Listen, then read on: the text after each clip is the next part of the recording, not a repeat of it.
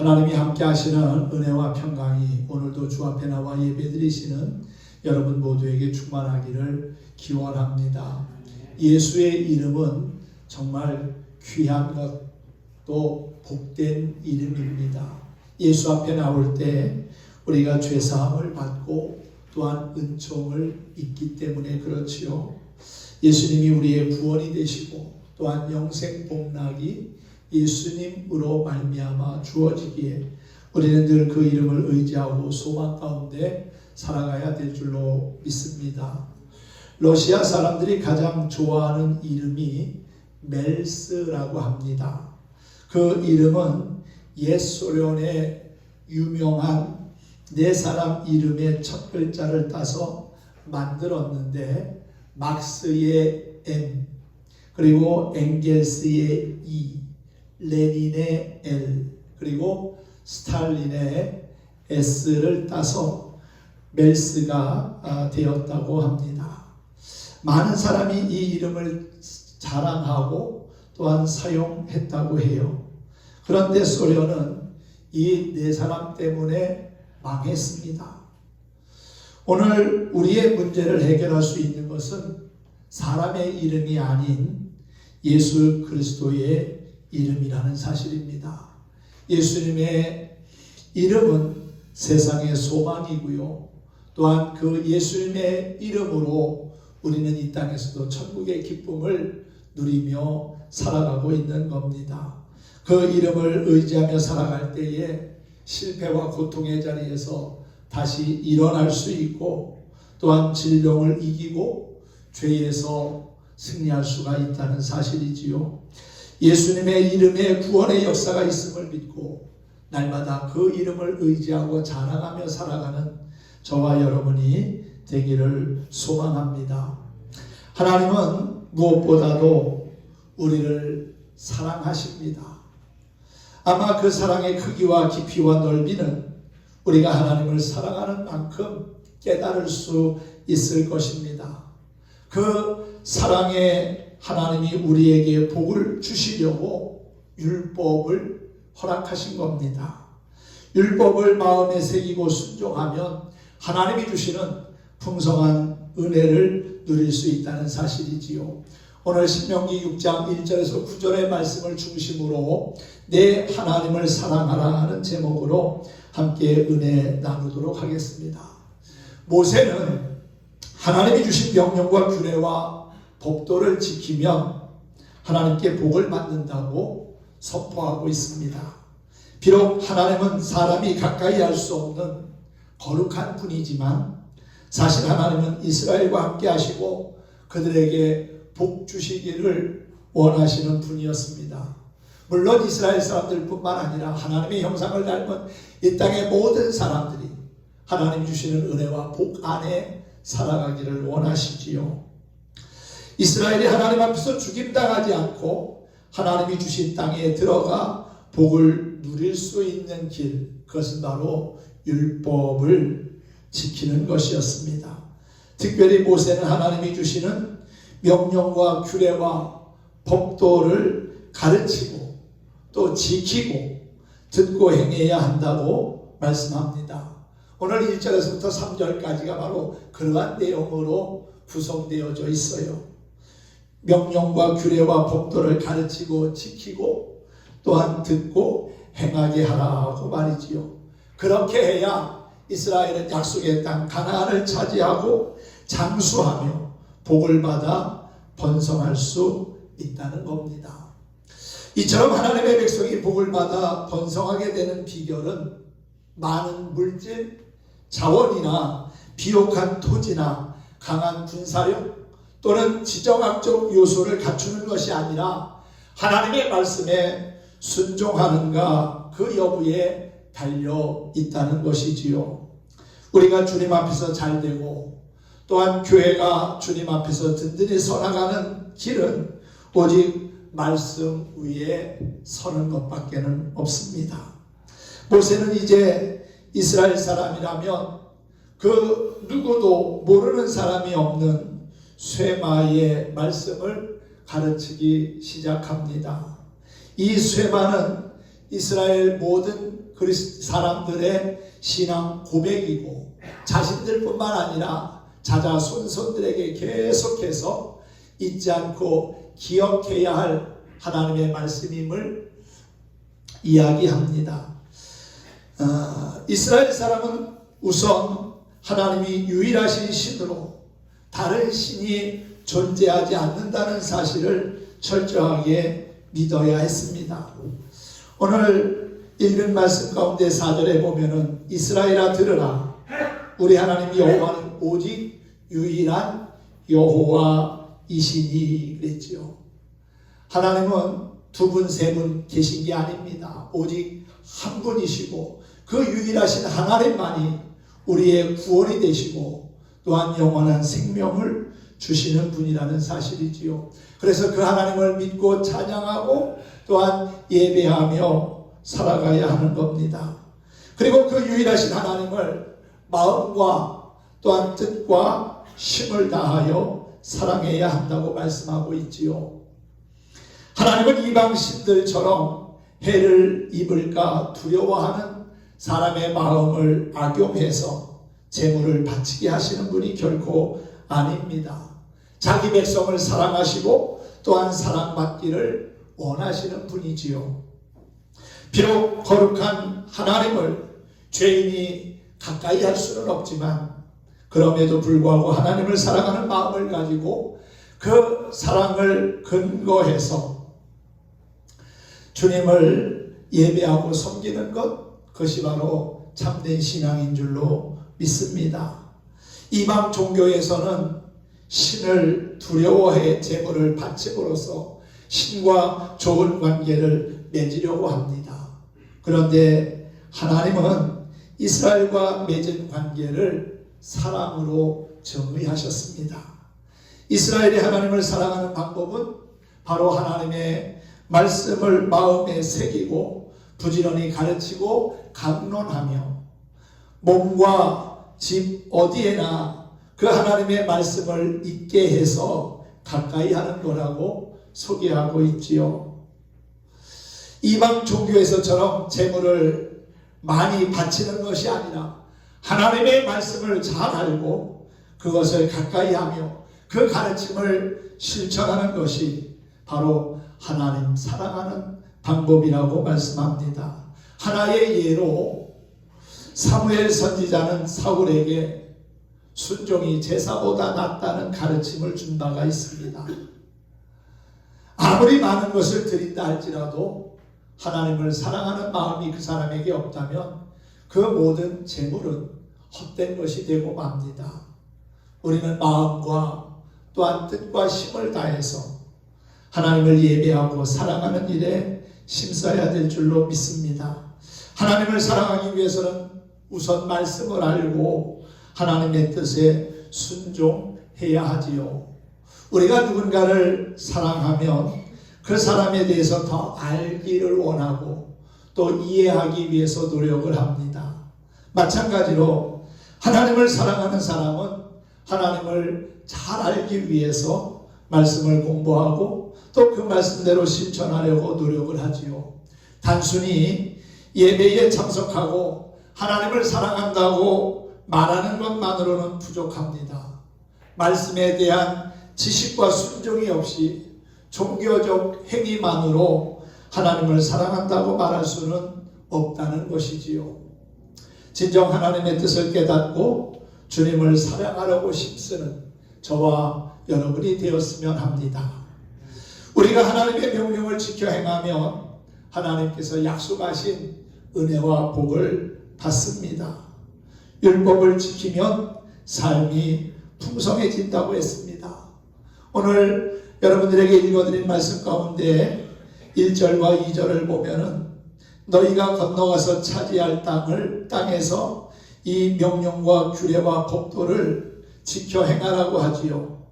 그리하면 내 자손이 잘 된다고 그랬습니다. 내 나를 하나님께서 장구하게 하시고 복되게 하신다고 그렇게 말씀하고 있지요.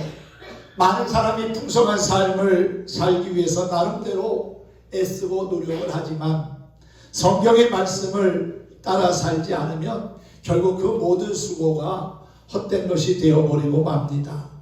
하나님을 섬기지 않는 사람들은 자신의 뜻과 계획대로 살아야 삶이 부요해지고 또 신의 뜻을 따라 살다 보면은 고달파진다고 여깁니다. 그러나 성경은 우리에게 명확하게 말하지요.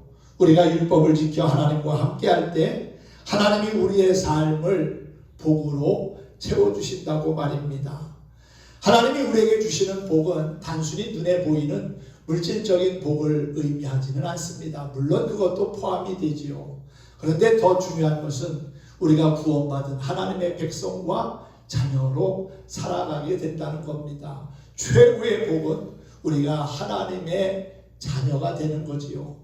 아무리 세상에 많은 걸 가지고 있다 할지라도 하나님의 자녀가 되지 못한다면 그것은 다 헛된 것이 됩니다.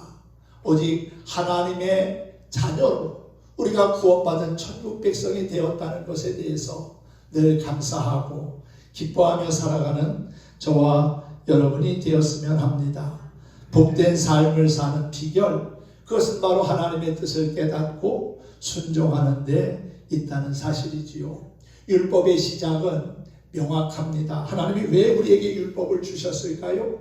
우리로 하여금 얽매이게 하려고, 억압하시려고, 구속하시려고, 우리에게 있는 자유를 빼앗아 가시려고 율법을 주신 것이 결코 아닙니다. 오히려 우리에게 더 많은 은혜와 복을 주시고 자유를 누리게 하시려고 율법을 주셨고, 그 율법을 지켜 행하는 자에게 하나님이 약속하신 복이 현실이 됨을 알게 하신다고 했어요. 우리가 하나님이 살아계시고 그 하나님이 유일하신 나의 하나님이시다 라는 사실을 믿는 그 믿음에서부터 율법은 시작합니다. 우리는 복잡하고 많은 문제로 어려움을 겪곤 하지요. 그럴 때 가장 간단하면서도 좋은 방법은 가장 중요한 것이 무엇인가를 찾는 겁니다. 우선순위를 바로 정하는 것이라는 사실이에요. 삶의 문제들이 만만치 않습니다. 삶의 문제들이 넉넉하지 않습니다. 그래서 갈피를 못 잡고 방황하는 경우들이 얼마나 많은지 모릅니다. 가장 중요한 것은 쉽고 명확합니다. 하나님이 살아계시고 그분이 우리를 통해 자신의 뜻을 이루기 원하신다는 거지요. 우리가 겸손히 하나님의 도우심을 구하면 삶의 모든 문제가 거기서 해결되기 시작할 겁니다. 율법은 마음과 뜻, 힘을 다해 하나님을 사랑하는 거라고 명령하고 있습니다. 성경은 우리에게 당부하고 부탁하기보다는 명령조의 말씀들이 많이 있습니다. 이 명령은 결국 지켜 행하라는 것이지요. 명령이 우리에게 주어졌는데도 불구하고 그 명령을 쉽게 생각하고 하찮게 여기다 보면은 명령을 지키지 못하게 되고 오히려 하나님과 더 멀어질 수밖에 없겠지요. 하나님의 말씀은 지켜 행할 때 그것이 우리의 삶에 은혜가 되고 유익함이 되고 복이 됩니다. 하나님은 사랑하시고 하나님은 사랑이시고 우리를 그 누구보다도 사랑하셨기에 당신의 하나밖에 없는 독생자이신 예수님을 내어주신 게 아니겠습니까? 물론 우리가 하나님께 받은 사랑만큼 하나님 사랑할 수는 없습니다. 그래서 우리는 최선을 다해 사랑할 수 있는 최대치로 하나님을 섬기며 또한 예배하는 것이지요. 하나님을 대충 믿고 따르는 삶이란 없습니다.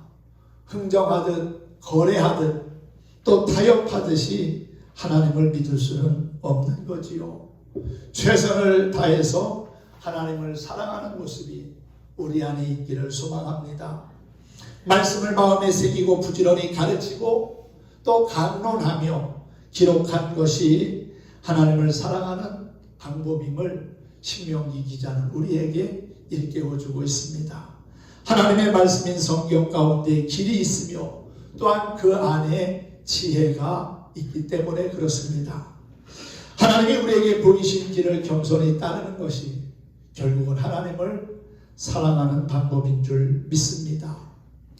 외교부 공무원으로 해외에서 생활하던 한 사람이 있었습니다. 어느 날 어머니가 돌아가셨다는 소식을 듣고 즉시 서울에 와서 가족과 함께 장례를 치루었습니다. 큰 형은 의사로서 성공을 했고 또 둘째 형은 사업가로서 윤택한 삶을 살고 있었습니다. 장례식이 다 끝난 후에 어머니의 남기신 재산을 정리하기 위해서 삼형제가 모이게 되었습니다. 큰 형님이 어머니의 재산을 막내인 공무원에게 주는 것이 어떻겠느냐, 막내가 책임지는 것이 좋지 않겠느냐라고 제안을 했어요. 둘째 형도 좋다고 대답을 했습니다. 그러자 셋째가, 막내가 말합니다. 형님, 그것은 안 될 말씀입니다. 재산은 당연히 형님들이 맡으셔야지 어찌 막내가 맡습니까? 제가 원하는 것은 따로 있습니다. 그러자 큰형은 내가 원하는 것이 뭐냐고 물었습니다. 그때 막내가 그렇게 대답합니다. 어머니께서 평생 보시던 성경책을 원합니다. 그러자 큰형이 그것은 안 된다. 그것이야말로 당연히 장자인 내가 소장하는 것이 맞지 않냐. 그러자 둘째 형도 반드시 장자에게만 가야 하는 것이 아니지 않습니까? 라며 자기도 성경책을 마음에 두었노라고 했습니다. 그때 막내가 다시 입을 엽니다. 두 형님은 어머님이 묻혀 계신 고국에 계시지 않습니까? 저는 언제나 해외로 떠도는 몸이니 어머니를 모시고 다니듯이 어머니의 성경책을 가지고 다니며 말씀을 묵상하겠습니다. 그러니 허락해 주십시오. 그래서 결국 그 어머니의 손때 묻은 성경은 막내에게 유산이 되었다는 겁니다. 성경을 유산으로 남기고 또 부모의 성경을 유산으로 받는 일은 실로 믿음의 부자가 되기를 소원하는 아름다운 일인 것 같습니다. 하나님의 말씀을 사랑하는 가정은 대를 이어 은혜와 복을 누리게 된다는 것이지요. 신명기 5장 7절에서 21절까지에는 십계명에 대한 이야기가 나옵니다. 출애굽기 20장에서도 이미 십계명에 대한 이야기가 나온 바 있지요. 하나님께서 출애굽 1세대에게 하나님의 말씀 지켜야 될 10가지의 기본적인 계명을 이미 시내산에서 주신 바가 있습니다. 하나님은 십계명을 불과 구름 흑암 가운데서 음성으로 들려주시고 두 돌판에 써서 주셨습니다. 이스라엘 백성은 호렙산에서 살아계신 하나님의 영광과 위엄을 보고 또한 그분의 음성을 듣고도 생존하는 큰 은혜를 입었습니다. 죄인이 거룩하신 하나님 앞에 서면 죽는다는 것이 일반적인 일이었습니다. 그런데 죽지 않고 생존할 수 있었다는 것, 그것은 하나님의 큰 은혜였지요. 모세는 하나님의 모든 계명과 일을 지켜 행하는 자에게 약속하신 복을 백성에게 전합니다. 그리고 이 신명기 5장에서도 출애굽 2세대에게 이제 출애굽한 지 40년이 지나서 약속의 땅을 눈앞에 두고 있는 그 이스라엘 백성들을 향하여 다시 한번 하나님이 주신 계명을 설명하면서 그 내용을 지켜 행하라고 말하고 있지요. 그러면서 6장으로 건너오면은 10계명을 보충하고 세부 내용을 설명한 그러한 계명의 본질, 그 적용 방법이 소개가 됩니다. 1절에서 3절은 서론 부분으로 하나님이 주신 명령과 규례와 법도를 지키라는 권면과 더불어서 계명을 지키는 자에게 주시는 복을 전하고 있어요. 그리고 4절에서부터 9절은 그 유명한 쇠마의 구절입니다. 히브리어 쇠마는 들으라 하는 뜻입니다. 하나님의 말씀을 들으라는 거지요. 이 듣는다고 하는 것은 단순히 우리 귀에 담는 것이 아니라 마음에 담는 것, 그리고 그 말씀을 삶에 적용하며 살아가는 것, 거기까지의 범위를 다 포함하는 겁니다. 결국 순종의 의미가 내포되어 있다는 거겠지요. 쇠마는 하나님을 사랑하고 그분의 말씀을 듣고 순종하는 삶의 원리이며, 또한 대대로 자녀들을 가르칠 중요한 교육 방식입니다. 그래서 이스라엘 사람들은 지금도 이 신명기 6장에 나오는 쇠마의 말씀을 자녀들에게도 계속 가르치고 있고요. 또한 이스라엘 집에도 보면은 들어갈 때 문에 이 쇠마의 말씀이 기록된 것을 살짝 이렇게 걸어놓은 것을 보게 됩니다. 지금은 말씀의 홍수 시대라고 해도 과언이 아니지요. 수많은 미디어와 책을 통해서 말씀에 대한 지식은 쌓여가지만 세상은 변하기는커녕 점점 더 죄악된 곳으로 흘러가는 모습을 보입니다. 왜 그럴까요? 그 많은 말씀을 듣기만 하고 지키지 않기 때문은 아니겠습니까? 진리의 말씀을 듣고 실천하지 않으면 하나님을 경외하는 태도가 점점 사라져 말씀에 절대 가치를 두지 않게 된다는 겁니다. 아무리 좋은 말씀, 은혜로운 말씀을 들어도 그 말씀대로 살지 않는다면 삶의 변화는 일어나지 않을 겁니다. 하나님의 말씀은 순종할 때 능력이 나타나지요. 오늘 본문이 소개하고 있는 율법의 궁극적인 내용은 이스라엘을 구원하신 하나님을 사랑하라는 겁니다. 이스라엘 백성들을 애굽에서 구원하시고 또 이제 약속의 땅 가나안 앞에까지 인도하신 그 하나님, 조상들과도 함께 하시면서 그들의 소망이 되셨던 그 하나님을 사랑하라고 말씀하고 있습니다.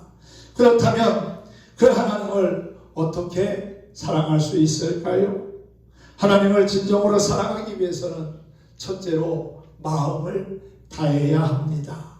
인간의 마음은 인격의 자리를 의미합니다.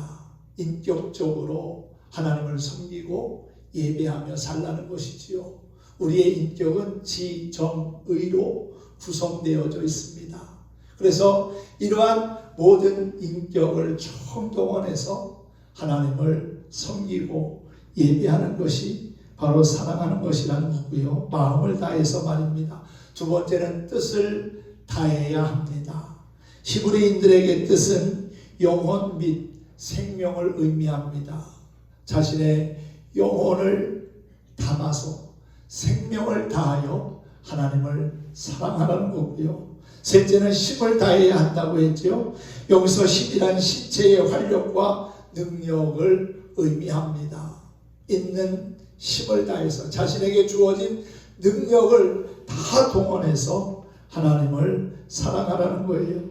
마음과 뜻과 힘을 다해 하나님 사랑하라는 것은 다시 말하면 전 인격과 자신이 가진 모든 것으로 하나님을 사랑하라는 말입니다. 무한 경쟁 사회인 현대는 효율성과 능률성을 추구하며 빠르게 돌아갑니다. 빠르게 진보하는 이 시대에 하나님의 말씀을 규칙적으로 묵상한다고 하는 것이 결코 쉬운 일은 아닙니다. 그러나 하나님의 말씀을 가까이 하면 그 능력의 말씀이 지켜주는 고귀한 삶을 우리가 살아가게 될 것이고요. 또한 세상을 이길 수 있는 지혜를 얻게 될 것입니다. 요즘은 말씀으로 바로 서지 못한 부모 세대로 인해서 자녀들 또한 말씀으로 세워지지 못하고 있습니다. 그러므로 부모 세대가 하나님 중심, 말씀 중심으로 살기로 결단하고 이를 자녀에게 본보이는 것이 필요합니다. 부모가 자녀에게 순종의 삶을 보여주는 것이야말로 신앙교육의 정수라고 할 수가 있겠지요. 오늘 여러분들에게 읽어드린 본문 말씀 가운데 6절과 7절에 보면은 오늘 내가 네게 명하는 이 말씀을 너는 마음에 새기고 내 자녀에게 부지런히 가르치며 집에 앉았을 때든지 길을 갈 때든지 누웠을 때든지 일어날 때든지 이 말씀을 강론할 것이며 너는 또 그것을 내 손목에 메어 기호를 삼으며 내 미간에 붙여 표로 삼고 내 집 문설주와 바깥문에 기록할지니라. 그래서 들어가고 나올 때에도 하나님 말씀을 마음에 담게끔 그렇게 하라고 말씀하고 있지요.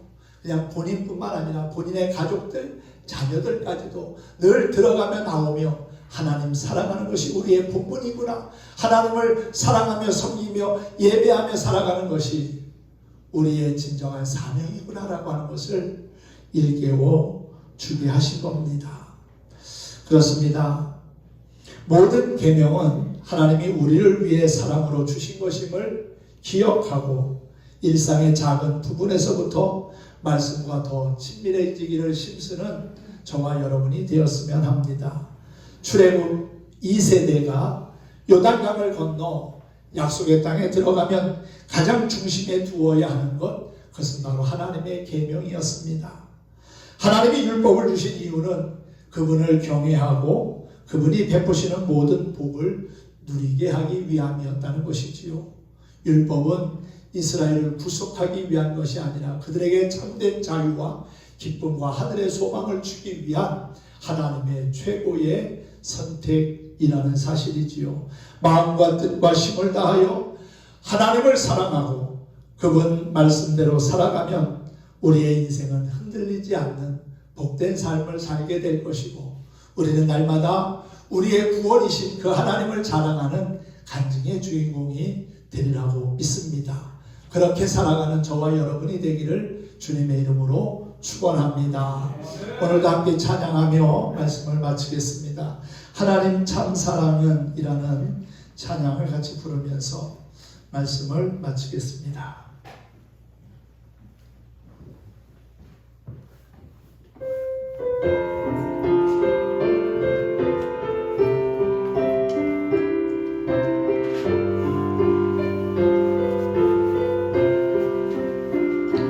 하나님 참 사랑은 내 모든 허물 벗기고 내 약의 숲에 방황할 때 날 인도해 주셨네. 귀한 말씀 들려주시려고 믿음 속에 살게 하시고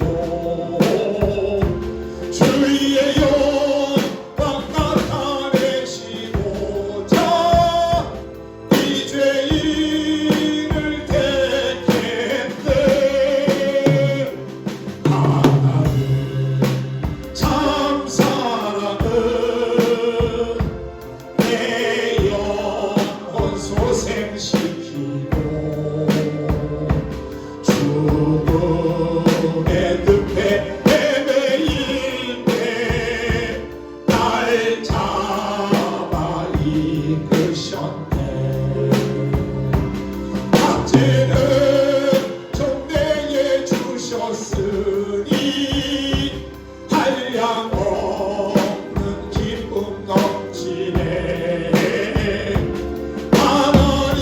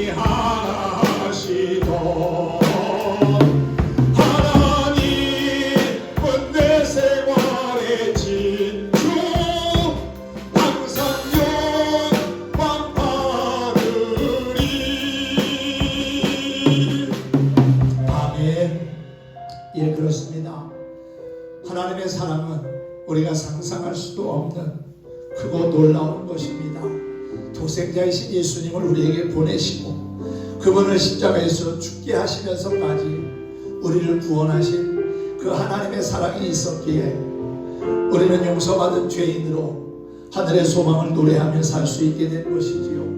하나님의 사랑은 우리의 모든 허물을 벗기시고 또한 죄악의 숲에 방황할 때에도 우리를 그냥 내버려 두지 아니하시고 건져내 주셨습니다. 우리의 영혼을 소생시키시고 우리의 삶의 새로운 변화를 가져다 주신 그 하나님을 사랑한다고 고백하고 또한 섬기며 예배하면서 하나님의 기쁨이 되고자 힘쓰는 저와 여러분이 되기를 주님의 이름으로 다시 한번 축원합니다. 축복합니다.